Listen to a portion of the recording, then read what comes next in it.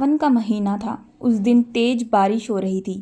मैं bus stand पर खड़ी होकर बस का इंतज़ार कर रही थी। तभी मैंने देखा कि एक 14 साल का लड़का बहुत ही ज़्यादा रो रहा था। उसके पिता नशे की हालत में उसे बहुत ही ज़्यादा पीट रहे थे, जिसे देखकर मुझे काफ़ी ज़्यादा तकलीफ़ भी हो रही थी।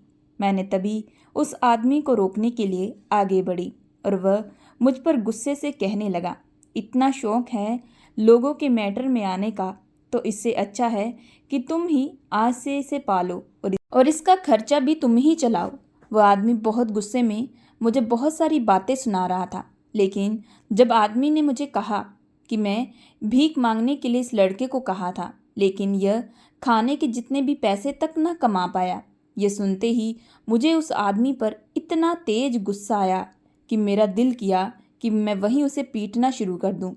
मैंने कहा कि तुम पिता होने के लायक ही नहीं हो। मैंने उस आदमी की अच्छी खासी बेइज्जती भी की थी। वह आदमी भी वहाँ से जा चुका था।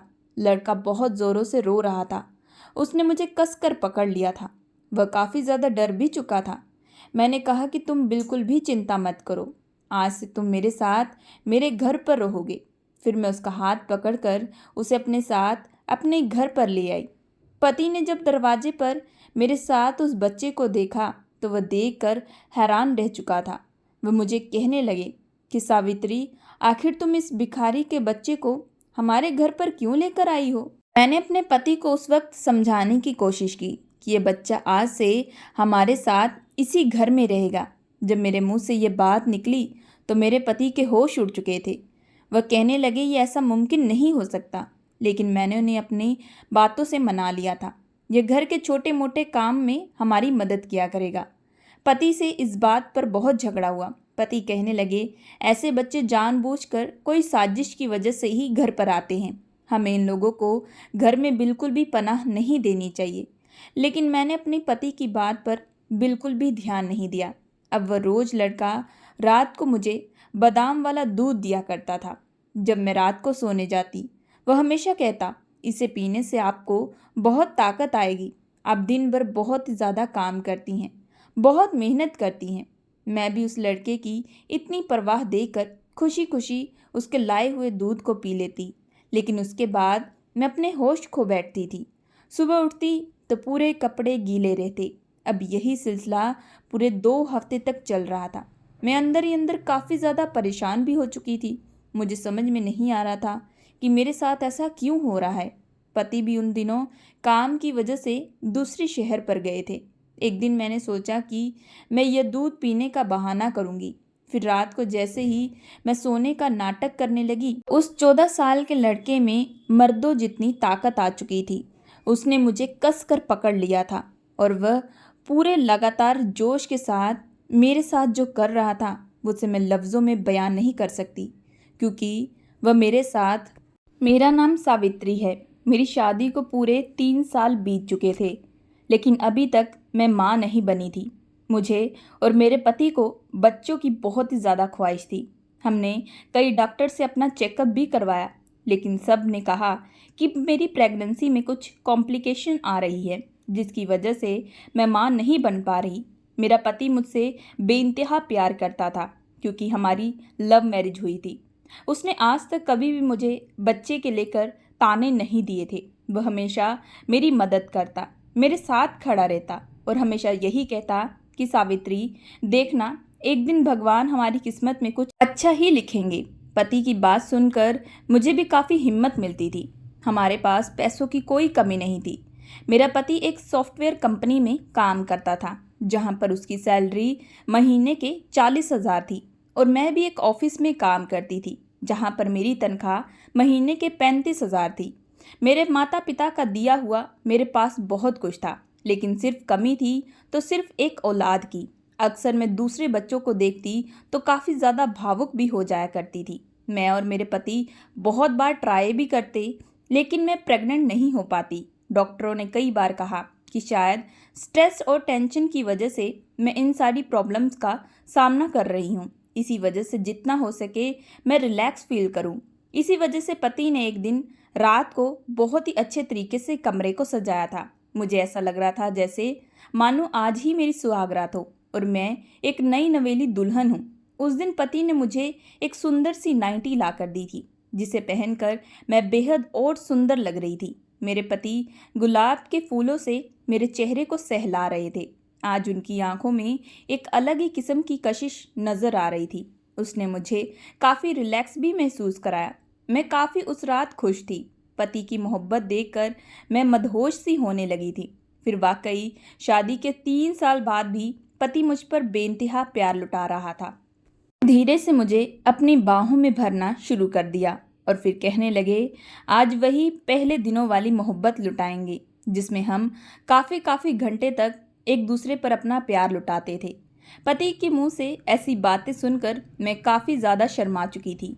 फिर पति ने लाइट बंद करते ही वह सब किया जो एक पति पत्नी के बीच होता है। आज मैं वाकई बहुत ही ज़्यादा खुश थी। लेकिन जब सुबह मैंने अपनी प्रेगनेंसी चेक की तो मुझे मेरी प्रेगनेंसी फिर नेगेटिव ही दिखाई दी, जिसे देखकर मुझे काफ़ी ज़्यादा दुख हो रहा था। मेरे पति मुझे काफ़ी हौसला दे रहे थे। वह हमेशा यही कहा करते, तुम चिंता बिल्कुल भी मत करो, हमारी ज़िंदगी में भगवान ने कुछ बेहतर लिखा है। मैं हमेशा अपने पति की बातों को इग्नोर कर दिया करती थी, क्योंकि बच्चे का सुख हर एक माँ को चाहिए होता है। बच्चे के बिना एक माँ अधूरी होती है। अगर औरत को बच्चा ना हो तो दुनिया वाले उसे बांझ कहना शुरू कर देते हैं। मेरे दिमाग में भी इसी तरीके से बहुत सारी बातें दिमाग में चलने लगी थी। अब इसी तरीके से मुझे पूरे 4 साल बीत चुके थे। मैंने अपने पति को कई बार कहा कि हम बच्चा अडॉप्ट कर लेते हैं, आखिर कब तक ऐसी ज़िंदगी काटेंगे। लेकिन उस बात पर मेरे पति ने मुझे तुरंत इनकार कर दिया। वह मुझे कहते थे, हमें क्या मालूम, हम जिस बच्चे की इतनी परवरिश करेंगे, आने वाले कल में वह हमारी सेवा करेगा, हमारे सुख दुख में खड़ा रहेगा। पति की ऐसी बातें सुनकर मैं भी एक कदम पीछे हट जाया करती थी। मेरे ऑफिस में भी बहुत बार लोग मुझसे पूछा करते थे कि तुम्हारी शादी को इतने साल बीत चुके हैं, आखिर खुशखबरी कब सुनाओगी। मैं हमेशा उनसे झूठ कहती कि जल्द ही आपको खुशखबरी सुनने को मिलेगी। मैं मन ही मन बहुत ही ज़्यादा दुखी हो जाया करती थी। आखिर मैं सबको क्या जवाब दूँ। सावन का महीना अब शुरू हो चुका था। अब दिन रात बहुत तेज बारिश होती थी। एक दिन मैं ऑफिस से काम करके घर वापस जा रही थी।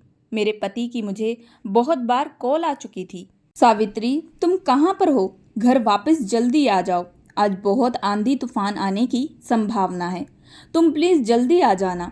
मैं अपने पति को कहने लगी कि मैं जल्द ही आ जाऊंगी, आप चिंता मत करें। मेरे पति ने घर पर खाना भी बनाकर तैयार कर दिया था। वैसे तो मैं रोज़ अपनी गाड़ी से जाती थी, लेकिन यह बारिश की वजह से मैं गाड़ी लेकर जाना छोड़ दी थी, क्योंकि अक्सर रास्ते में बहुत ज़्यादा पानी भर जाता था और कई बार मेरी गाड़ी इतने पानी में चलना बंद हो जाती थी। इसी वजह से अब मैं बस या फिर टैक्सी से जाया करती थी। लेकिन आज मुझे कोई टैक्सी भी नहीं मिल रही थी। मैं बड़ी मुश्किल से बस स्टैंड पर जाकर खड़ी हुई थी। वहाँ मेरे अलावा कोई भी नहीं था। मैं काफ़ी देर तक खड़ी होकर बस का इंतज़ार कर रही थी कि तभी एक 14 साल का बच्चा भागता हुआ आया। उसके पीछे उसका पिता उसे चिल्लाता हुआ आ रहा था और उसे तुरंत पीटना शुरू कर दिया। कहने लगा कि तुझे एक भीख मांगने का काम दिया था, तू वो भी ढंग से ना कर पाया, अपनी माँ के साथ तू भी यहाँ से चला जाता। यह कहते ही वह बार बार उसे मार रहा था। मैं एक बच्चे को ऐसे तड़पते हुए देख नहीं पा रही थी। मेरी आंखों से आंसू आ रहे थे। भगवान किन माँ बाप को बच्चों का सुख दे देते हैं, जिन्हें बच्चों की कोई कदर भी नहीं होती। मैं तभी आगे बढ़ी और उन्हें रोकने लगी, लेकिन वह आदमी मुझ पर गुस्सा करने लगा। कहने लगा कि तुम होती कौन हो हमारे बीच में बोलने वाली, अगर इतना शौक है तो ले जाओ इसे अपने घर और खुद ही पालो। मेरे से तो इसकी जिम्मेदारी अब और नहीं संभलती। यह तो मुझे 2 वक्त की रोटी भी नहीं खिला पा रहा, उल्टा मुझे ही अपनी रोटी में से इसे रोटी देनी पड़ती है। मैंने कहा कि तुम कैसे बाप हो, अपनी खुद की औलाद को ये कह रहे हो, वह तो सिर्फ अभी 14 साल का है, वह भला तुम्हें कहाँ से खिलाएगा, ये जिम्मेदारी तो तुम्हारी बनती है, तुम उसके बाप हो। ये सुनते ही वह कहने लगा, बड़ी बड़ी बातें मेरे सामने मत करो, जब खिलाने की बारी आती है ना तब पता चलता है। तुम इतनी हो तो तुम इस बच्चे को अपने घर ले जाओ, मेरे सर से भी ये बोझ टलेगा। मैंने कहा ठीक है, आज से ये मेरे साथ मेरे घर में रहेगा। ये बात सुनकर वह आदमी कहने लगा, मैं देख लेता हूँ तुम कितना रख सकती हो, यह ना हो 2 दिन रोटी देने के बाद तुम खुद इससे भीख मंगवानी शुरू कर दो। यह कहते ही मेरे गुस्से का तापमान बढ़ चुका था। मैंने उसे गुस्से में बहुत कुछ बुरा भला कहना शुरू कर दिया। हमारी काफ़ी तू मैं भी शुरू हो चुकी थी, लेकिन दूसरी तरफ वह बच्चा काफ़ी जोरों से रो रहा था। मेरे चिल्लाने से वह आदमी वहां से जा चुका था। मैं उस बच्चे को पकड़कर अब चुप कराने लगी थी। उसने मुझे कस कर पकड़ लिया था। वह काफ़ी डर भी चुका था। फिर 10 मिनट वेट करने के बाद मुझे एक टैक्सी मिली थी। मैं उसे तुरंत टैक्सी में बिठाकर अपने साथ घर वापस ले आई थी। दरवाजे पर जब मेरे पति ने उस बच्चे को देखा तो यह देखकर वह हैरान रह चुका था। कहने लगा कि सावित्री, तुम ये भिखारी के बच्चे को यहाँ क्यों लेकर आई हो? मैंने कहा, प्लीज़ रोहन, तुम ऐसा बिल्कुल भी मत कहो। वह कहने लगा, तो मैं क्या कहूँ? मैं मानता हूँ हमें बच्चों की खुशी नहीं नसीब हो रही, लेकिन इसका मतलब तो ये नहीं कि तुम किसी के भी बच्चे को उठाकर हमारे घर पर ले आओ। कल को इसके माँ बाप आएंगे तो वह हम पर सवाल उठाएंगे, इल्ज़ाम भी लगा सकते हैं। फिर मैंने रोहन को रास्ते में जो भी घटना घटी थी वह सारी अपने पति को बताई। सारी बात सुनने के बाद मेरे पति कहने लगे, फिर भी हम आखिर कब तक इस बच्चे को अपने साथ रखेंगे? मैंने कहा कि रोहन प्लीज़, तुम मेरे खातिर इस बच्चे को यहाँ पर रहने दो। मेरे पति मुझसे बेइंतहा प्यार करते थे। मेरे लाख बार कहने पर उन्होंने इस बात पर कोई एतराज़ नहीं जताया। बच्चा काफ़ी सहमा हुआ था, वह काफ़ी डरा भी था। इसी वजह से मैंने उसे अपने बगल वाला कमरा ही दिया और रात को उसी के साथ सोने लगी। यह देखकर मेरे पति मुझ पर गुस्सा होने लगे। मैंने उन्हें समझाया, बच्चा अभी छोटा है, अपने पिता के रवैये से वह काफ़ी ज़्यादा डर भी चुका है। बस कुछ दिन की बात है, उसके बाद मैं तुम्हारे साथ ही सोऊंगी। यह कहकर मैं अपने कमरे में आ चुकी थी। रात को उस बच्चे ने मुझे कसकर पकड़ लिया था। उस बच्चे से मुझे अपनापन एहसास होने लगा था। फिर सुबह उठी तो मैंने उस बच्चे के लिए जाकर अच्छा सा ब्रेकफास्ट बनाया था और उसे खिलाना शुरू कर दिया। वह काफ़ी दिनों से भूखा था, बस डर डर कर खा रहा था। मैं उसे हौसला दे रही थी कि उसे यहाँ पर डरने की ज़रूरत नहीं है। दूसरी तरफ मेरे पति यह देखकर मुंह बनाया करते थे।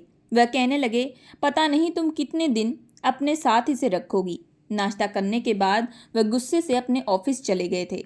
मैं भी अपने ऑफिस से कुछ दिन की छुट्टी ली थी। मैं ज़्यादा से ज़्यादा वक्त उस बच्चे को दिया करती थी। मैं उसके लिए अच्छा अच्छा कपड़ा और अच्छा अच्छा खाना बनाकर दिया करती थी ताकि वह सेहतमंद हो सके, अपने पुराने दिनों को भूल सके। उस बच्चे के साथ रहते रहते मैं भी काफ़ी ज़्यादा घुल मिल चुकी थी। मुझे उस बच्चे से मोहब्बत हो चुकी थी। अब एक दिन मुझे ऑफिस से कॉल आने लगी। कहने लगे, तुमने काफ़ी दिनों से छुट्टियां ले ली है, कल से ऑफिस आना पड़ेगा। मुझे भी याद आया कि वाकई मैंने काफ़ी दिनों से छुट्टी ले ली थी। अब मुझे ऑफिस तो जाना ही पड़ेगा, काम भी बहुत सारा पेंडिंग पड़ा होगा। इसी वजह से मैं दूसरे दिन उस बच्चे को घर पर छोड़कर ऑफिस जाना शुरू कर दी। अब घर में वह बच्चा अकेला रहा करता था। मैंने उसे अच्छे से समझा दिया था। उसके लिए खाना पीना सब कुछ अरेंज करके रख दी थी ताकि कभी भी मेरे जाने के बाद उसे कोई भी परेशानी ना आए। रात को जब मैं वापस आई तो मैंने देखा कि वह बच्चा मुझे घर में कहीं भी नहीं दिखाई दे रहा था। मैंने बहुत बार उसे आवाज़ लगाई। मैंने उसका एक बहुत ही प्यारा सा नाम इस घर में रखा था, सोहम।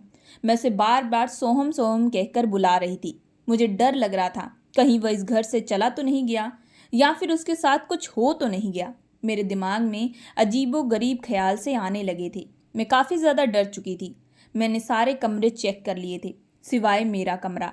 मैंने तभी जाकर देखा वह मेरे कमरे की अलमारी खोल कर खड़ा था और उसके हाथ में एक बहुत ही प्यारी मेरी और मेरे पति की फ़ोटो थी, कि मेरी शादी के पहले की तस्वीरें थी। उसे देखते ही मैंने उसे कसकर गले लगा लिया। मैंने कहा कि सोहम, तुम कहाँ थे? मैं कब से तुम्हें आवाज़ लगा रही थी।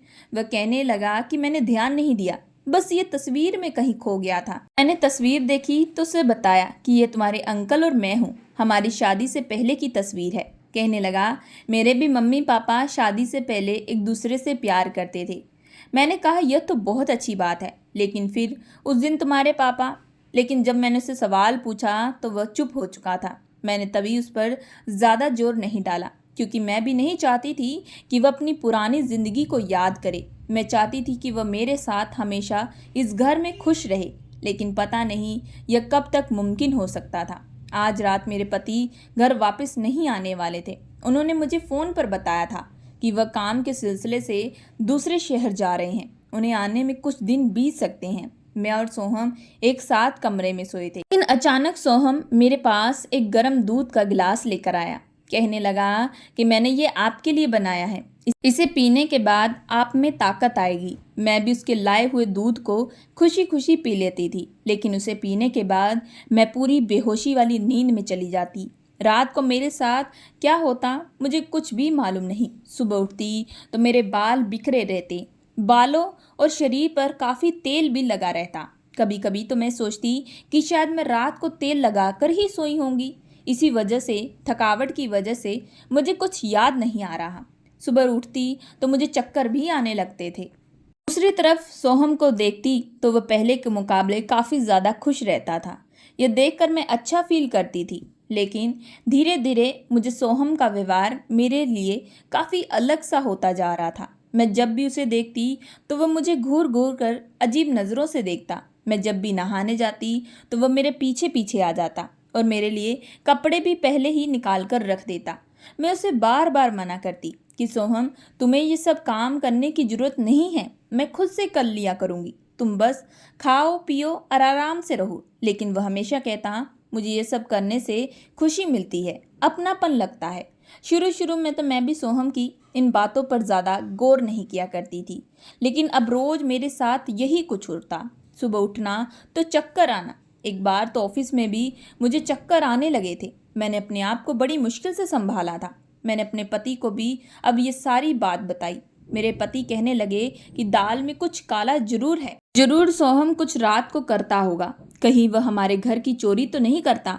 पति की बातें सुनकर मैंने तुरंत पति पर गुस्सा किया। मैंने कहा कि आप ये क्या बोल रहे हैं, वह हरगिज ऐसा नहीं कर सकता, वह सिर्फ 14 साल का एक बच्चा है। मेरे पति कहने लगते कि वह हमारा बेटा नहीं है, तुम समझती क्यों नहीं हो, वह किसी और की औलाद है और वह एक भिखारी का बच्चा है। भूलो मत, इंसान पैसों की खातिर कुछ भी कर सकता है।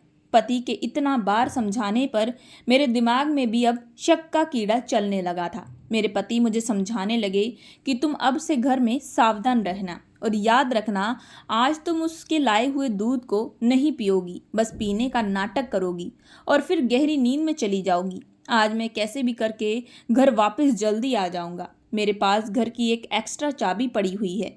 मुझे भी मेरे पति की यह बात सही लगी थी। घर वापस आई तो सोहम मेरे लिए बहुत सारा खाना बनाकर तैयार रखा था।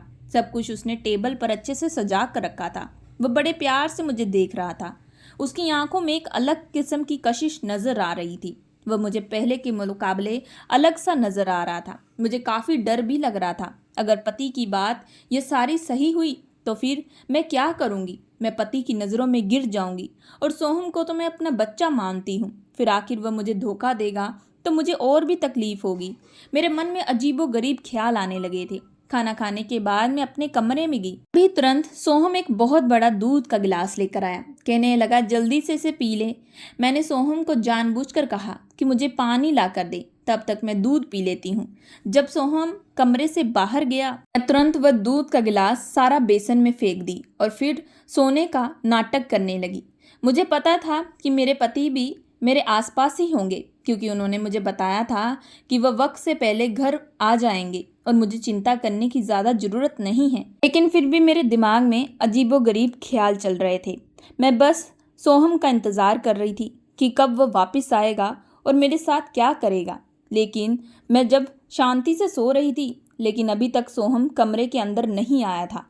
पूरे आधा घंटा बीत चुका था। मैं सोहम का इंतज़ार करते करते थक चुकी थी, लेकिन अचानक ही सोहम के कमरे में आने की आहट आने लगी। मैंने फिर सोने का नाटक किया। सोहम कमरे में आते ही वह बिस्तर पर आकर बैठ चुका था। उसने धीरे से मुझे चेक किया और फिर बाद में मेरी गर्दन को उठाकर अपनी गोद में रखा और फिर धीरे धीरे एक तेल से मेरे सर की अच्छे से मसाज करने लगा था। मुझे समझ में नहीं आ रहा था आखिर सोहम मेरे सर की मसाज क्यों कर रहा है, और वही तेल उसने फिर मेरे पेट और मेरे पूरे शरीर पर भी लगाया था।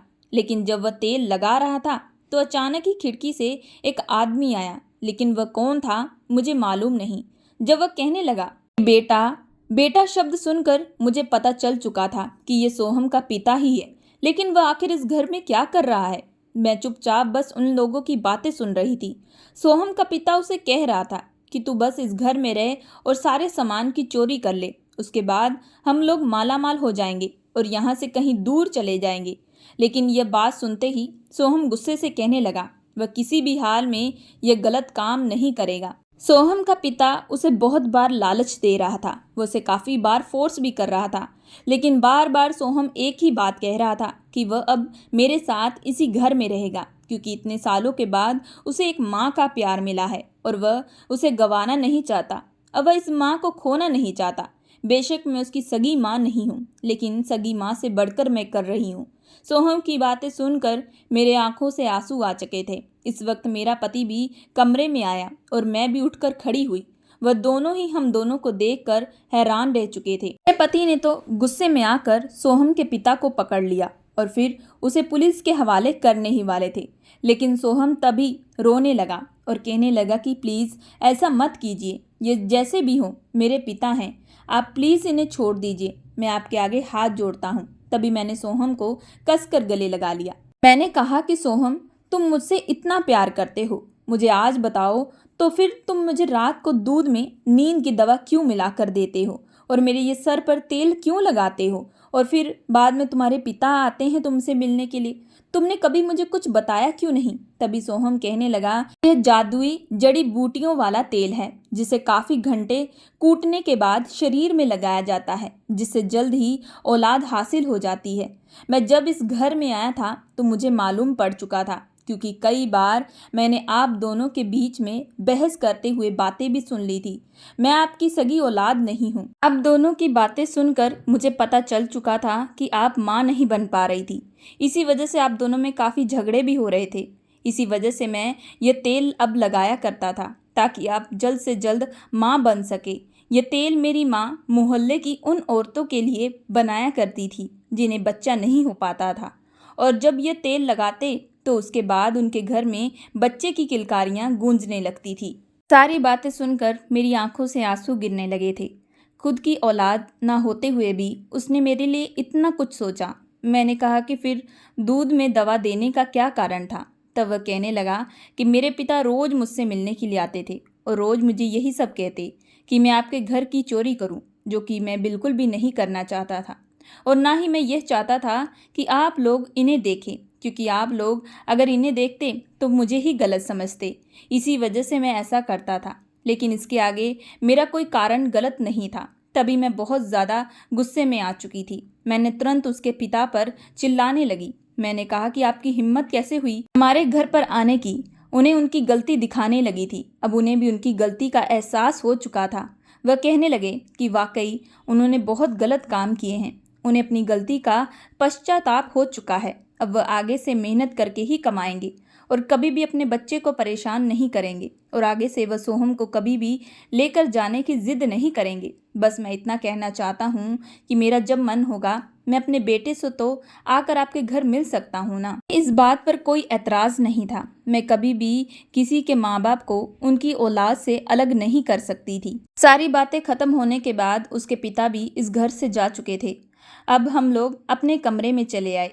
मेरे पति को भी अब समझ में आ चुका था कि सोम हमसे कितना प्यार करता है। बेशक वह हमारा सगा बेटा ना हो, लेकिन बार बार मुझे चक्कर क्यों आ रहे थे। जब मैंने ये सवाल अपने पति से किया तो हम दोनों के दिमाग में एक ही बात आई।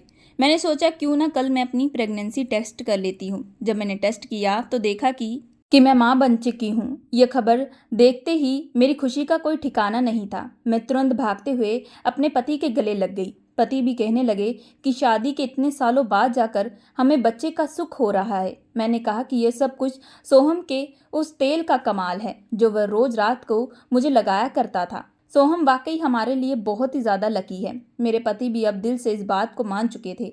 अब उन्होंने भी सोहम को परिवार का सदस्य समझ लिया था। फिर पूरे 9 महीने के बाद मैंने एक बहुत ही प्यारी सी बेटी को जन्म दिया था।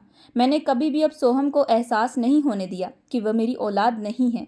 उसे एक बच्चे जैसा ही प्यार दिया था। अब हम सब लोग मिलकर खुशी खुशी रहने लगे। दोस्तों, मैं आशा करती हूँ कि आप लोगों को ये कहानी पसंद आई होगी। अगर आप लोगों को ये कहानी पसंद आई है तो प्लीज़ हमारे चैनल को लाइक एंड सब्सक्राइब जरूर करिएगा एंड बेल आइकन का बटन जरूर दबाइएगा।